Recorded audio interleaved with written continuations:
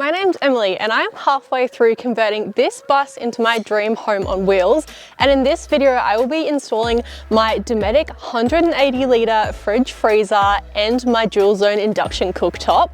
I got all of these from Caravan RV Camping, where you can get basically everything that you need for your build, so be sure to head on over and check them out. I actually installed the fridge and the cooktop about 4 weeks ago before heading off on a 3-week road trip in the bus. So at the end of this video I will be able to give you my honest thoughts on what it's like using the fridge and the cooktop while living on the road. But first, let's get into the installs. A few days ago I built these kitchen bases. They've just been built out of ply and they're very secure. I do have a trip coming up that I do need to live out of the bus for 3 weeks, so today I'm going to be installing the benchtop as well as my induction dual zone cooktop and my sink. So I'll take you through how I install all of those, and then later in the video you will also see me installing my Dometic fridge. The first thing I need to do is mark out exactly where the induction cooktop and the sink is going to go. So I'm going to go through and mark all of that out in my book, and then that will get transferred onto my piece of benchtop. I've gone around and I have measured off of the sink as well as the cooktop to make sure that they're going to be going in the correct spot. To ensure that those measurements are right, I'm going to make some cardboard templates just to slip over the bottom of the sink and the cooktop to be 100% sure. Once you make that cut in the benchtop, there is no going back. Let's make some cardboard cutouts and then we will go and test them, and we will get to cutting holes in my benchtop.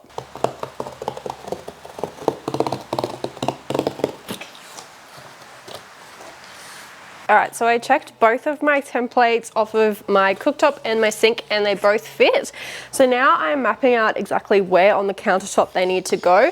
I have my dimensions from before, so I will basically just map out exactly where they need to go, make sure they're square, and then we'll get to the scary part, which is cutting the holes.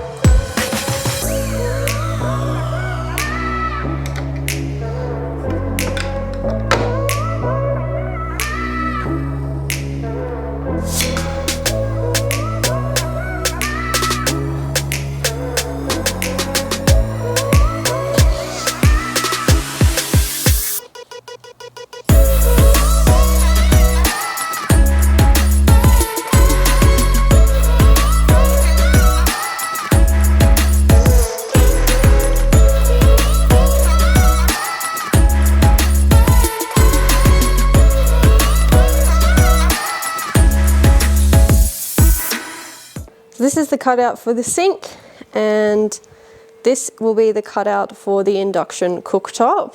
To do the cutouts, I am using my drill and my jigsaw, basically drilling pilot holes in each corner and then cutting with the jigsaw.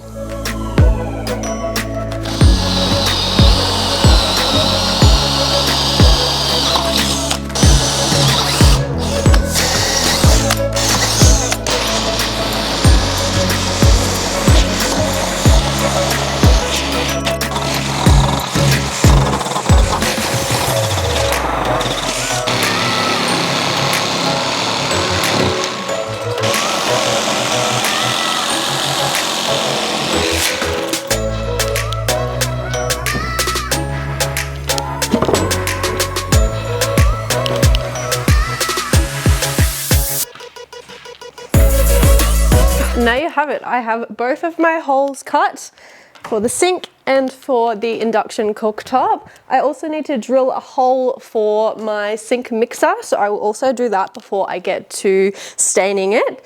But I need to obviously double check and make sure that everything fits. So I will bring them out now, and fingers crossed it's perfect. It should be, but you know, it's still nerve-wracking. Okay, moment of truth. I've got my 2 holes cut. Let's make sure that everything fits. This is my big, beautiful sink. That is perfect. Happy? All right, let's try the cooktop.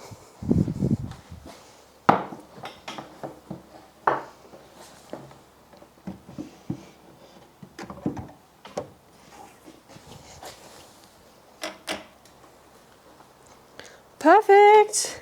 So I am not going to push the cooktop perfectly down into place yet. It does have little tabs under the sides here, which clip into place once you push the cooktop down.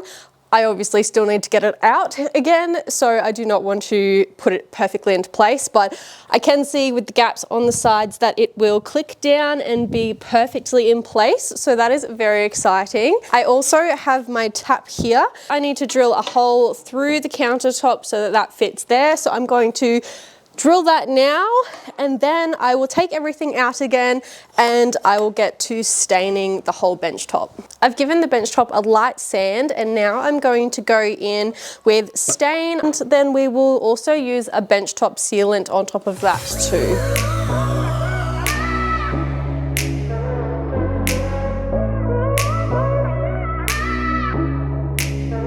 So over the last few days, I have oiled my bench top with bench top oil. So 2 coats of that, and the bench top has been screwed into the frame. So now it is time to install my dual zone induction cooktop from Dometic. Dometic supplies these 2 little brackets that come with the induction cooktop that will get screwed into the sides here, and then they also screw into the bottom of the induction cooktop.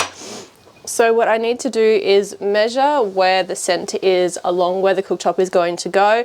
This groove will go in the center, and then I'll screw that into the side and pop the induction cooktop in.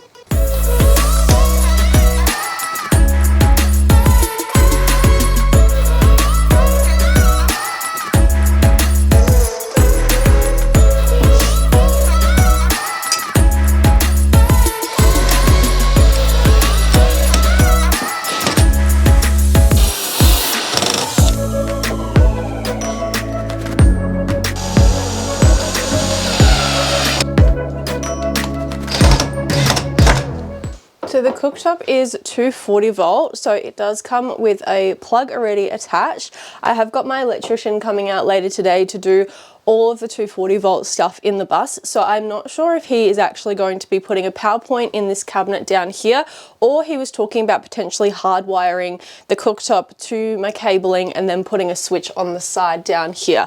I will show you what he ends up doing in the bus to be able to have this installed, but either way you need 240 volt electrical, which needs to be done by your electrician when you're building a motorhome.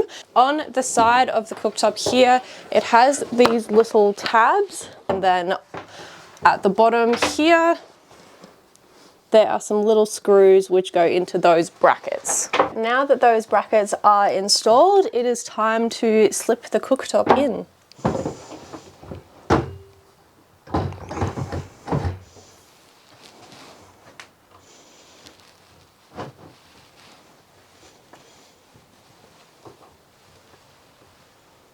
Super easy, just like that. I need to get under and put in these tiny little screws to secure the unit into the bracket, and then it's as simple as plugging it in and it's good to go.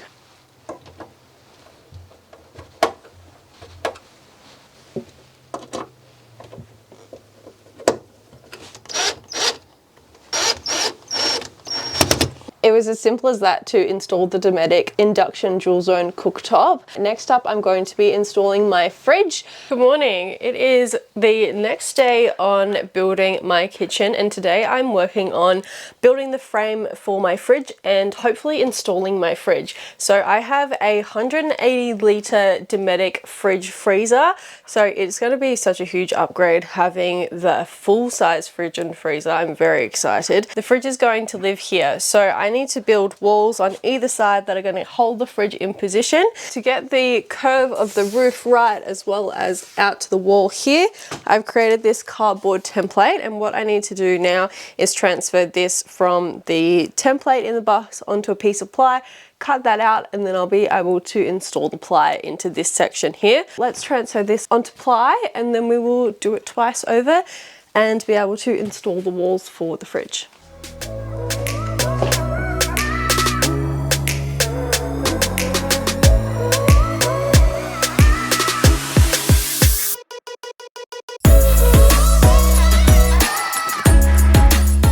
so I have my first wall. I'm just going to test fit this inside of the bus to make sure it does fit and the measurements are correct. I do need to cut in 2 vents into this hole, which I will need to get the measurements from the manual for the fridge to know where exactly to put those. Test fit this one, and then I will recut the cardboard for the second piece to go on the other side of the fridge. Transfer that exactly the same so I won't show you that all over again, and then we will get to how I install these into there to make sure they're nice and sturdy, cut in those vents, and then yeah, it should be pretty much time to go and get the fridge.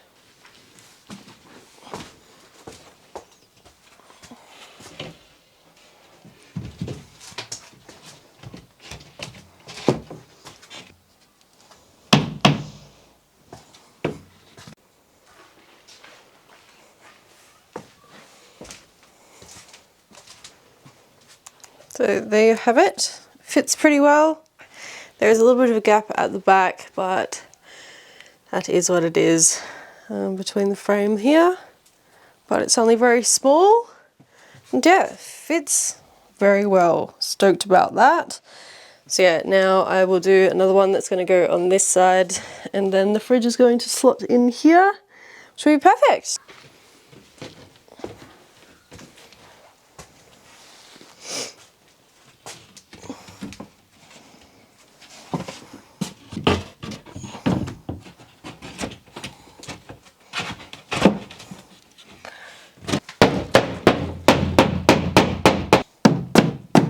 Okay, so my first wall is in place.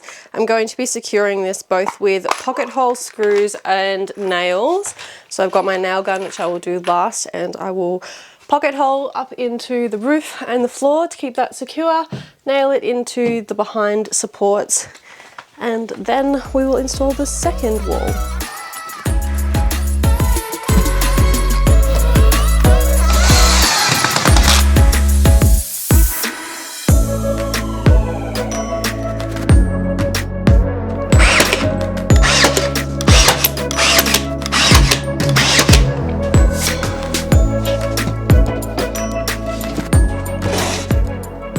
Okay, so as you can see here, I have installed the second wall. I also got my mum's help to lift the fridge up into the bus. But I have 2 air vents for the compressor at the back here. So one at the top, one at the bottom. There is also some space between the wall down here, as well as a small gap here. So that will also help with the air escaping and making sure that the fridge doesn't get too hot.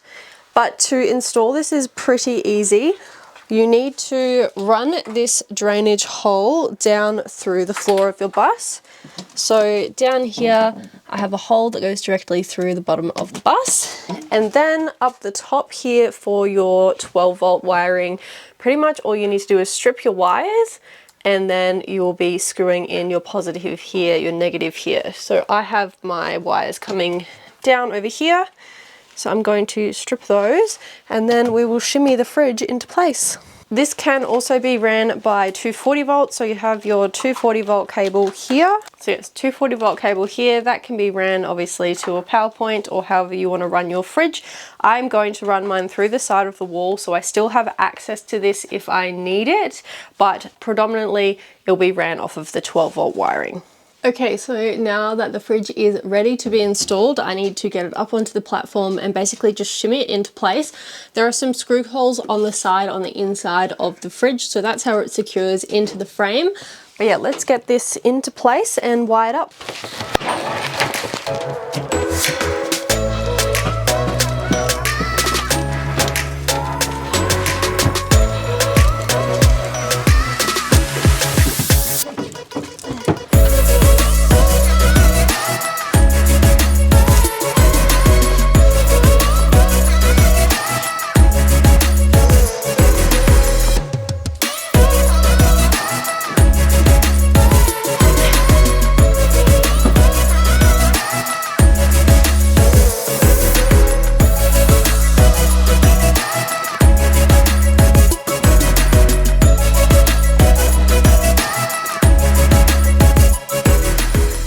Okay, so now that the fridge is in position, it is time to screw it into place and secure it.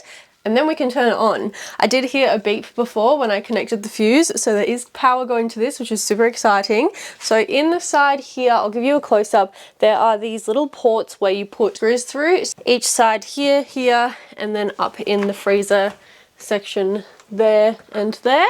So we'll screw this into place and then, yeah, switch her on.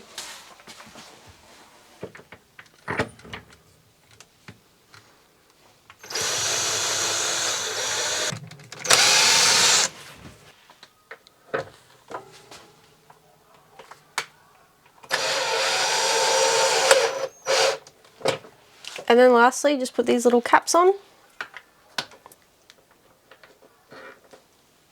Okay, now it is all secure, screwed into place, fully installed. It is time to turn it on. So all I need to do is hold this down for 3 seconds and she should come on. We have power! So exciting. This is the 180 litre Dometic fridge. It can be ran off of 12 volt or 240 volt.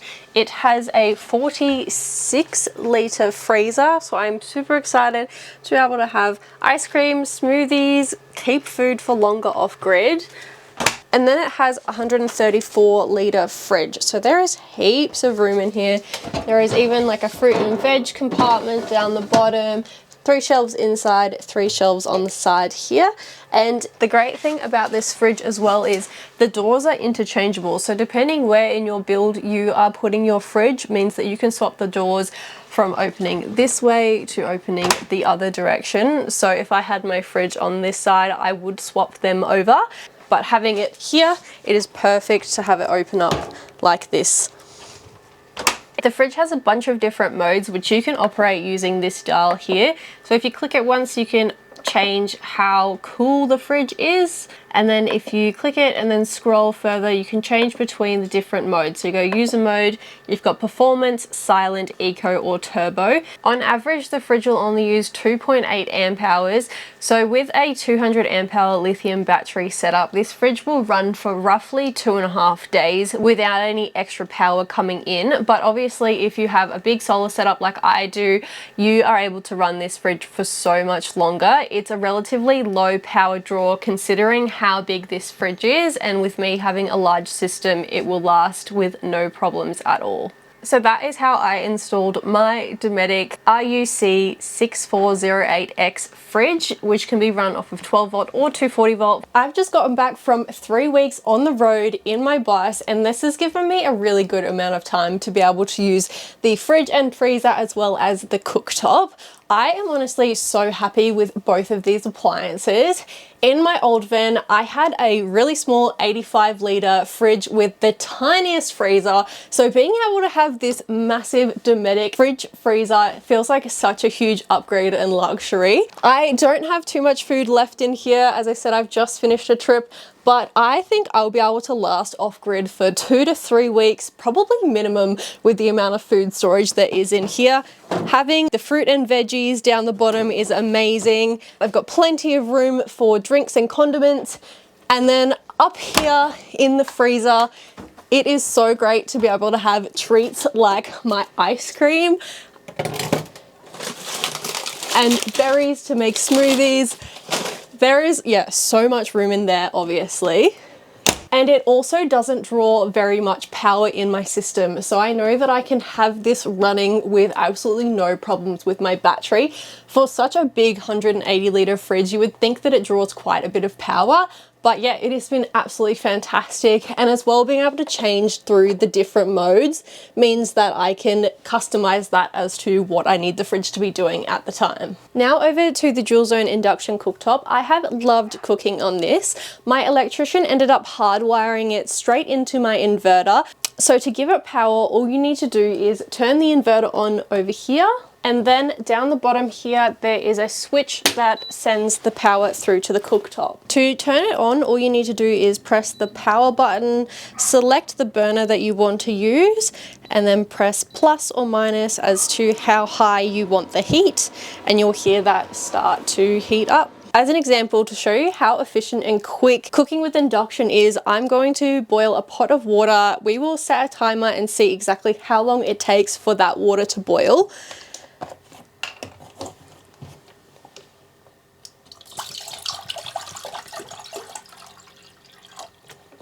Alright, so that's essentially half a pot of water, enough to cook some pasta or rice. So we will turn the cooktop back on. I'll set it to level 7 and we will set a timer and see how long that takes. While that is boiling, also something that I noticed was I bought quite a large fry pan to use with this, and this is not the right size. It has quite a really big base on it, so it sits pretty far over the burner. It still cooks fine with no issues, but using a smaller pan like this one that will fit perfectly on the burner is also going to be a lot more efficient with cooking your food faster and getting your pan hotter right in the center where you want to be cooking your food. Depending on your inverter also depends on if you can use both of the cooktops at the one time. This one runs up to a maximum of 1000 watts and the second one goes up to 1300 watts. So with my 3000 watt inverter, I have no problems using both of these at the same time, but you do need to be mindful of not using things like your air conditioner or other big draw appliances to not go over the wattage that your inverter can handle. Induction is renowned for drawing quite a lot of power, so you do want to have a decent battery bank when you're using this. At the moment, I've got no solar coming in and it is drawing 104 amps. So obviously that's something to be aware of, but if you're parked up in the sun and you have a lot of solar, then you shouldn't have any issues at all. Okay, that has just got to a boil and that took exactly 5 minutes.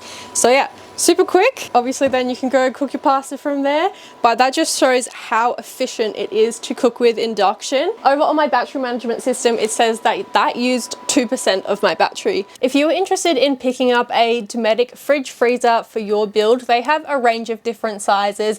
As I said, I have the 180 litre and this is perfect for my bus, but if you're building a van or something a little bit smaller, you might want to go for a smaller fridge and freezer. I am so excited though to have this and be able to store so much food and just survive off grid for so much longer, and also be able to cook super tasty meals on my Zone Induction Cooktop. So definitely head on over to Caravan RV Camping to check out the full Dometic range available on there and anything else that you might need for your build. Thanks so much for watching. I will see you guys in the next one.